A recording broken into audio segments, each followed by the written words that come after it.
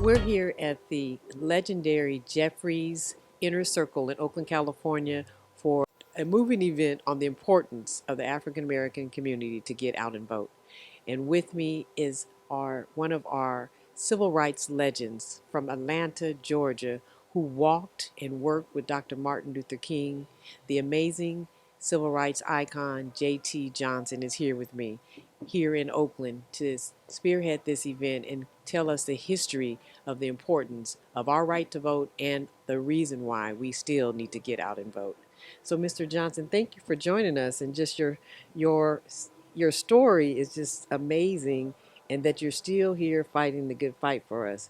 So, can you just tell us, based on your experience, how did we get here, and how can we do what the civil rights you all did in the civil rights now, in this day and age, where people aren't coming out to vote, but where they need the black vote?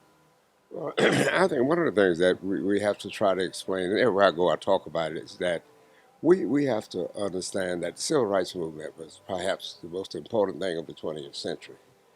And in Selma, Alabama, we was there for the right to vote. Once we accomplished that, after marching from Selma to Montgomery, we registered people all over this country.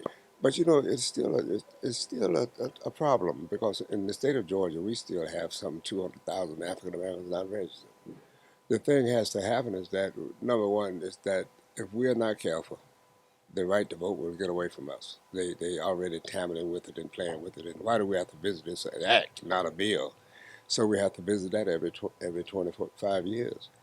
The other thing is that we would have to in 2020 vote twice as hard as we did for Barack Obama in order to get this country back on the right track. And we have to realize that the politicians that we have sometimes is not doing what they ought to be doing. Yeah, I don't think so. Right. Well, Martin Luther King said that once after Selma, he said we take it on now the political arena, and we're going to start running people for office.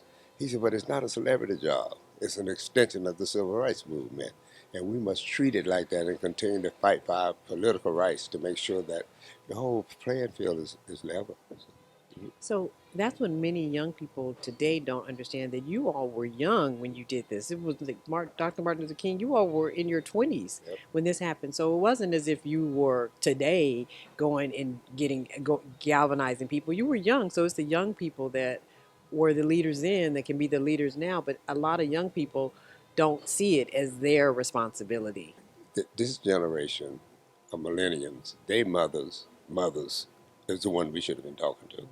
So they missed all of it. So when it got down to them, they don't know anything about what we're talking about. They didn't see, I jumped in a swimming pool in San Augustine, Florida in 1964, and they put acid on us in the pool.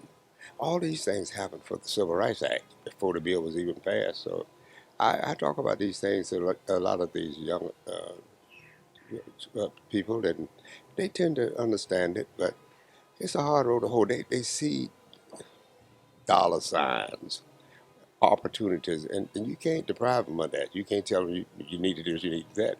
They want to make a lot of money, and they like to, they like what they like. So, But they don't realize that because of your sacrifices, why they're able to make that money, because there wasn't that same level of opportunity before the civil rights movement. well, I think we all as adults have to take it on as our responsibility to try to share the information with them, to try to get them to understand that there's a movement out there right now.